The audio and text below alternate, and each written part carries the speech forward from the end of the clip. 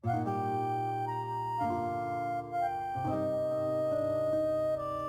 teman-teman, ketemu lagi dengan saya Delitan dalam Share Inspirasi. Nah, sekarang itu tanggal 25 April 2020 dan sudah memasuki bulan Ramadan. Jadi saya ingin mengucapkan selamat menunaikan ibadah puasa, semoga lancar sampai hari kemenangan bagi yang beragama Islam. Nah, untuk teman-teman semua, saya berharap semuanya masih nyaman, santai, dan senang di rumah karena kita juga menghadapi siaga wabah COVID-19. Dan dengan berada di rumah, kita menjaga kesehatan, kita melindungi keluarga kita agar terhindar dari wabah virus tersebut. Untuk episode Share Inspirasi kali ini dan mungkin untuk beberapa episode ke depan, itu saya bakal nge-host sendiri. Dan tema kita adalah guru. Nah, kenapa mau bahas tema ini? Karena kayaknya belakangan ini saya jadi ingin gitu ya berbagi sedikit tentang profesi saya.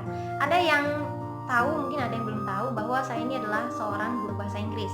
Saya sempat mengajar di sekolah luar biasa atau SLB dan mulai tahun 2020 sudah pindah mengajar di sekolah menengah atas SMA. Soal pindah dan lain-lain nanti kita buka untuk sesi share inspirasi lainnya. Tapi khusus untuk episode kali ini kita akan membahas tentang motivasi mengapa saya mau menjadi seorang guru. Jadi teman-teman, pertama kali saya mengenal profesi guru itu adalah ketika saya sekolah. Pastilah ya, sama kita semua. Jadi jujur saja waktu kecil tuh tidak pernah punya cita-cita mau menjadi guru. Alasannya sederhana, karena saya tahu pekerjaan guru itu sulit. Guru itu nggak cuma mengajar teman-teman, banyak yang dilakukan sama guru ya. Termasuk mungkin kalau kita mau lucu-lucuin, mungkin gini, termasuk ngatur anak bandel gitu kan. Tapi ya bukan itu.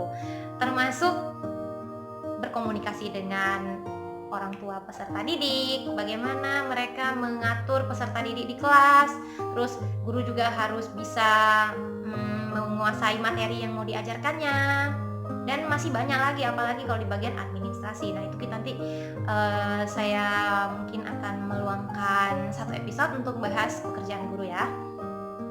Jadi saya sudah tahu pekerjaan guru itu susah. Nah, tapi susah bukan berarti tidak bisa dikerjakan. Bisa, makanya banyak guru sekarang ya. Nah, masalahnya waktu tahun 2000-an itu saya karena saya sekolah di negeri, jadi guru-guru saya kan kebanyakan tuh yang pegawai negeri gitu kan. Jadi saya berjumpalah dengan pegawai negeri yang bisa dikatakan waktu itu nggak seperti sekarang teman-teman. Kalau guru sekarang kan ada tunjangan dan lain-lain. Kalau guru dulu kayaknya biasa-biasa aja gitu. Jadi kadang-kadang saya berpikir sudahlah pekerjaan guru itu banyak, tapi kenapa secara finansial itu seolah-olah nggak sebanding gitu.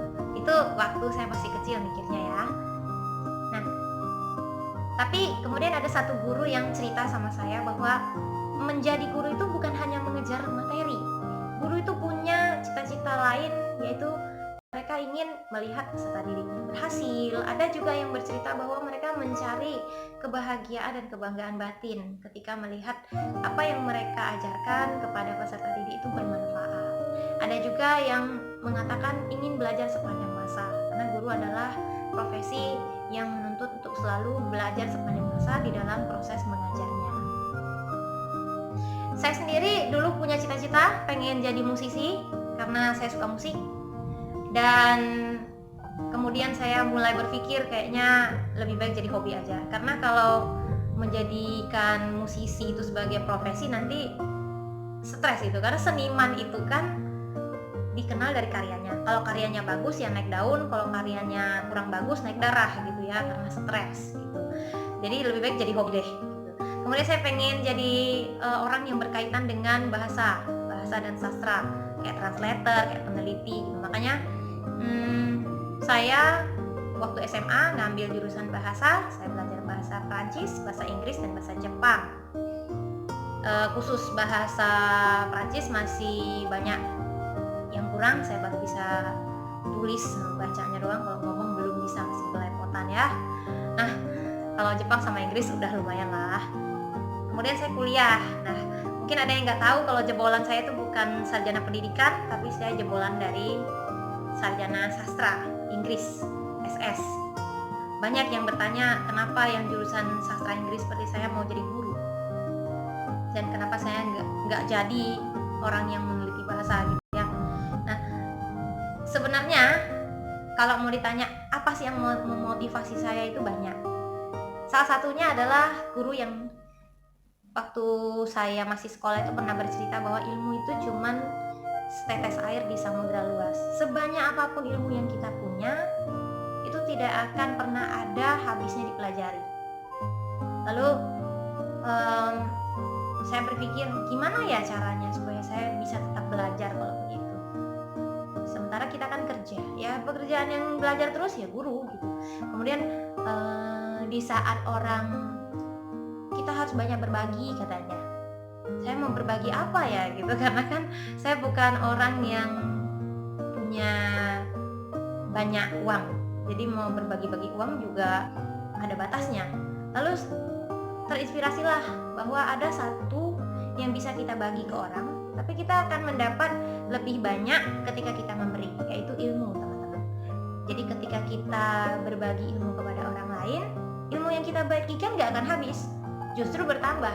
Karena ketika kita mengajar, kita belajar bagaimana cara menyampaikan suatu ilmu kepada orang lain. Akhirnya saya mulai enjoy dengan profesi saya sebagai seorang guru.